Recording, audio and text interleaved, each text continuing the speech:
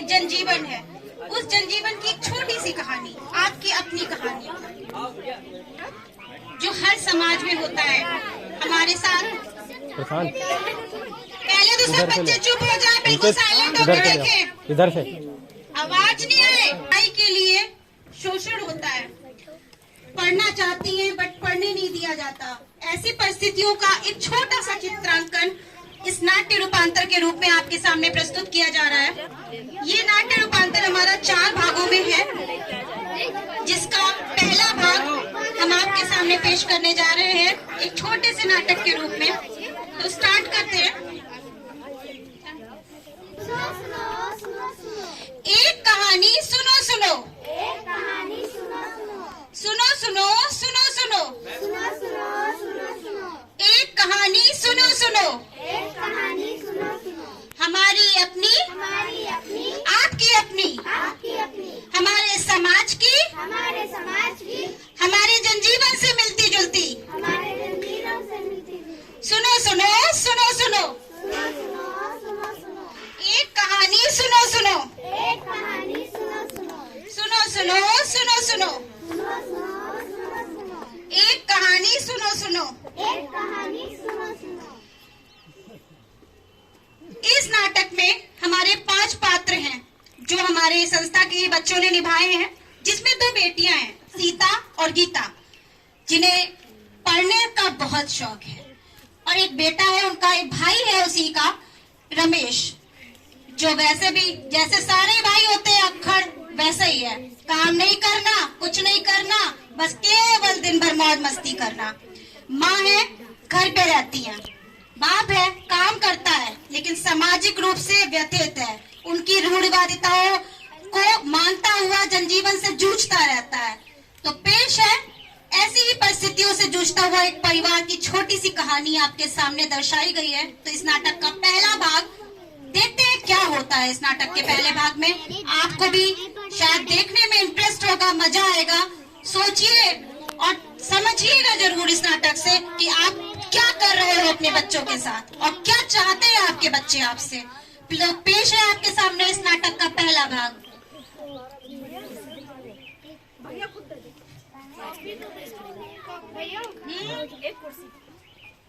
चलो वहाँ पे हम लोग पढ़ने चलते हैं, वहाँ पे बहुत अच्छा पढ़ाते हैं, और वहाँ पे मैम जी सर जी नहीं पढ़ाते तो मतलब वो बुलाते हैं तो हम लोग चलते हैं। वहाँ पे सर जी पैसे भी नहीं लेते हैं, हम लोग चलते हैं। चलो, और पापा हम लोग को पढ़ाते नहीं है तो क्या हम लोग चलो चलते हैं, वहाँ पे पैसे भी कम लेते, चलो चलो चलते हैं। चलो चलो चलो।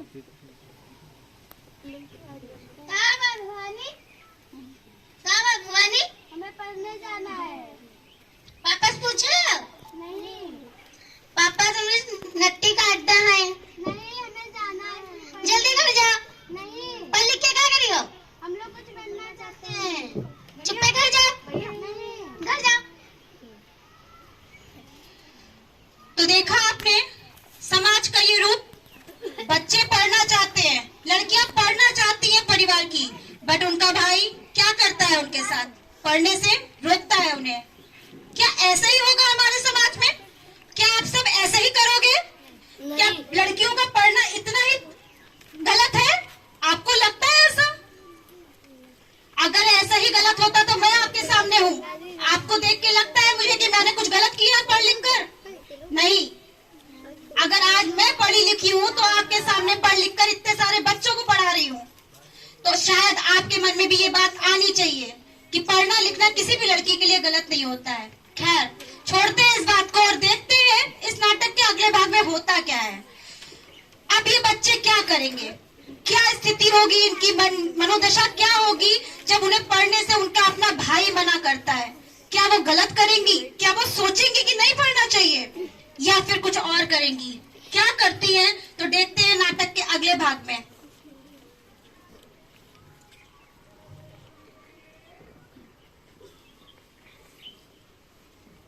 मम्मी मम्मी हमें पढ़ने जाना है। भैया हम लोग जा रहे थे तो मेरे भैया ने रोक लिया था कि नहीं जाना है पढ़ने, हम लोग को डांट रहे थे और पापा की धमकी दे रहे थे, कह रहे थे कि तुम लोगों का गला काट देंगे अगर पढ़ने जाओगी तो, और कह रहे थे कि नहीं पढ़ना है और घर जाओ चुप्पी बैठो जाके, ऐसे कह रहे थे।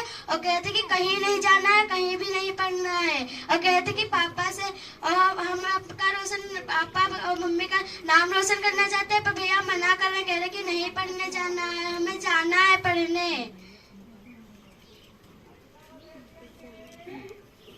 अरे अरे बेटा रो मत, उठो, तुम्हारे भाई ने मना किया है ना, हम तुम्हें पढ़ाएंगे, किसी लायक बना के दिखाएंगे।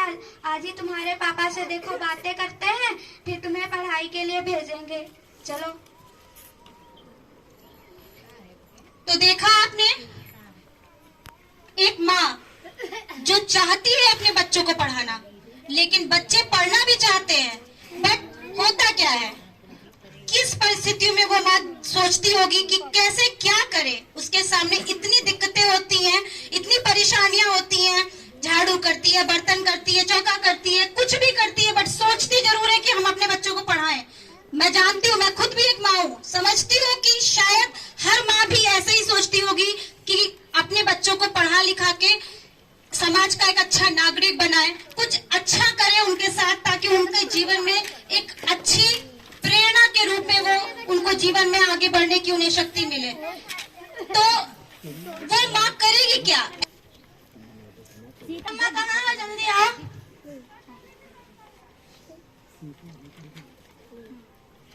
कहाँ रहा, मुझसे परेशान कहाँ लग रही हो? अरे वे बच्चे रो रहे हैं, उनका छुपा रहे रहन। काहे रो रहे हैं? अरे वो स्कूल जा रहे हैं, रमेशवा का मना कर दी थी स्कूल जाए सने। तो बढ़िया तो करी तो का पढ़े दिए का, इतनी जवान हो गई है, सब मोहल्ले कहती है, हंसती है, लौंडिया जवान हो गई, भेजिए उनको पढ़े खातिर।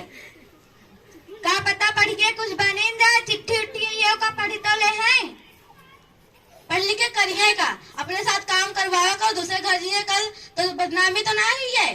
तो काम तो जरूरी है, उसके साथ पढ़ाई भी जरूरी है। अगर पढ़ाई है तो बहन तो कोई उससे शादी करी है, शादी तो करेगा। पहले तुम हम बता रहे, वही लोग घूमती बहुत ज्यादा है, सही तो करे तो भगा दी तुम वहां से रे। स्कूल दिया तो बदनामी तो ना हुई है।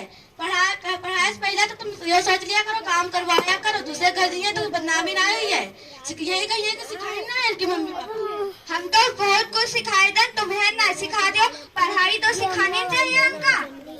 पढ़ाई सिखाइए करिए का, कुछ तो नहीं करिए, घर में चौके बर्तन करिए, दूसरे घर जाइए चौका बर्तन करिए, बस। का पता कोई अच्छी नौकरी लग जाए, तुम्हारा नाम है रोशन करके दिखा दे। हमरा रोशन का हंस करिए, उनका पढ़े ना है, चौका बर्तन करवावा करो। तो पढ़ाई भी तो जरूरी है साथ में यहाँ। ठीक है, हम सोच के बताइबा, हम ट्यूशन जेबा, पहले ट्यूशन देखवा जाए कैसा है तुम्हारा उन लोगन का। पहले हम देखे अच्छा तुम चाय लेके आ जाए, कब का मूड खराब है हमरा, जल्दी जाओ जना, अभी का फायदा हम गुस्से में आ जाए, जा रहे ना भे। भरपूर कोशिश करती है कि अपने बच्चों के लिए कुछ कर सके, चाहे उसे पति से कितनी भी डांट पड़े, पर समस्याओं को दूर करते हुए वो अपने बच्चों को पढ़ाना चाहती है। ऐसे में एक पिता के सामने संभावित रूप से बहुत सी परेशानियां आ जाती हैं। उसे समाज के बारे में सोचना है या अपने परिवार के बारे में सोचना है, ये सबसे बड़ी बात होती है। उसके सामने समस्या यही आती है कि वो समाज की सुने या अपने परिवार की सुने या अपने बच्चों की सुने, क्या देखे वो। तो मुझे लगता है, मेरी सोच ये कहती है कि शायद हर पिता को अपने परिवार और अपने बच्चों के बारे में सबसे पहले सोचना चाहिए, क्योंकि समाज होता जरूर है, बट समाज किससे है? समाज हमसे है। अगर हम होंगे तो समाज होगा, अगर हमारे घर के बच्चे पढ़े लिखे होंगे तो समाज चलेगा, अच्छे से चलेगा। बट अगर हमारे बच्चे ही पढ़े लिखे नहीं होंगे तो हम आज एक अच्छे समाज का निर्माण कैसे कर सकते हैं? क्या संभव है? आप बताइए, मैं आपसे क्वेश्चन करती हूँ, क्या एक पढ़ा लिखा बच्चा, पढ़ा लिखा समुदाय एक अच्छे समाज का निर्माण करता है कि बिना पढ़ा लिखा? जवाब दीजिए। पढ़ा लिखा। अगर आपको लगता है पढ़ा लिखा, तो हम क्यों पढ़ाते नहीं अपने बच्चों को? सोचिए आप अपने बारे में, जो लोग अपने बच्चों को नहीं पढ़ाते हैं। खैर, आगे चलते हैं। इस नाटक के अगले भाग में एक पिता अपने बच्चों के लिए क्या संभव प्रयास करता है, इसको देखते हैं। तो पेश है नाटक का अगला भाग। रमेश की अम्मा कहाँ हो? रमेश की अम्मा कहाँ हो? आ रही हैं। क्या कर रहे रहती देर से? अरे वो खाना बना रहे रहन। खाना का बना रहा, तुम्हें तो लौंडिया काम नहीं कर सकती है।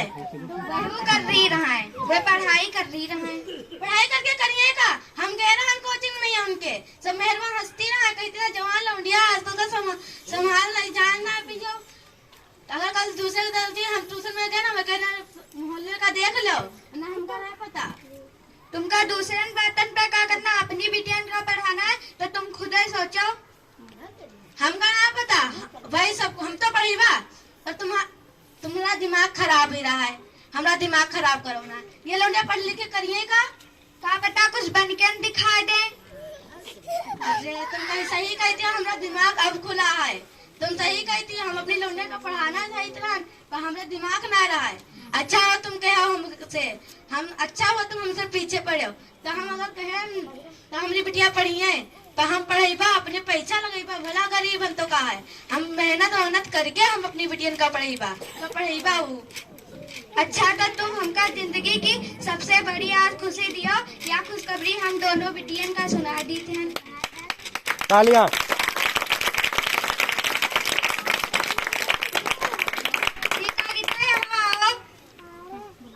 हमने तुम्हारे पापा से बात कर ली, अब तुमका भेजिए स्कूल। और कोई भी कुछ कहा की बातन पर ध्यान ना दिया, मोहल्ले वाले तो जली ही करी है। ये हम लोग जाएंगे पढ़ने, और जो हम किसी के पीछे नहीं पढ़े चाहे ना पढ़े, हम लोगों को पढ़ना है सिर्फ।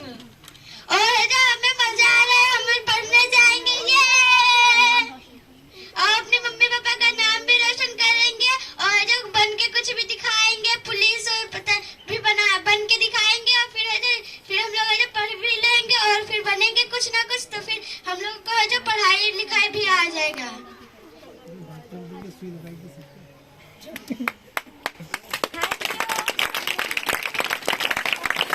देखा आपने इस परिवार के नाटक के क्या अंत हुआ नाटक का। वो परिवार जो शुरुआत में 2 बच्चों की पढ़ाई को लेकर शुरू हुआ था, जिसमें एक झगड़ा शुरू हुआ था कि बच्चों को पढ़ाया जाए या ना पढ़ाया जाए, उस परिवार ने आखिर में ये निर्णय किया कि नहीं, हम अपने बच्चों को पढ़ाएंगे, अपनी बेटियों को पढ़ाएंगे, उन्हें उच्च शिक्षा देंगे ताकि समाज में वो गौरव से अपना सर उठा के चल सके और समाज का ही नहीं अपने देश का भी नाम रोशन कर सके। तो हमें अपनी परिस्थितियों से लड़ते हुए भी समाज में हर निर्णय वो करना चाहिए जो हमारे अपने परिवार, अपने बच्चों के हित में हो।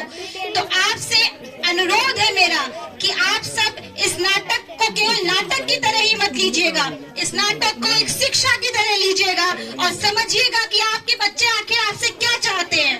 आपके बच्चे केवल आपसे आपका सहयोग, आपका सपोर्ट चाहते हैं, जो सपोर्ट केवल एक माँ बाप के रूप में आप उन्हें दे सकते हैं, उनकी अपनी मनोदशा को समझते हुए कि वो शिक्षा पाना चाहते हैं। शिक्षा पाना हर बेटी, हर बेटे का अपना प्रथम अधिकार है। तो मेरा आपकी अपनी संस्था नव निर्माण सेवा समिति, सामाजिक सेवा समिति की तरफ से, मैं सामाजिक सेवा समिति की अध्यक्ष लक्ष्मी जायसवाल का आपसे केवल यही हाथ जोड़ के सभी निवेदन है कि आप अपने समाज की हर बेटी को पढ़ने का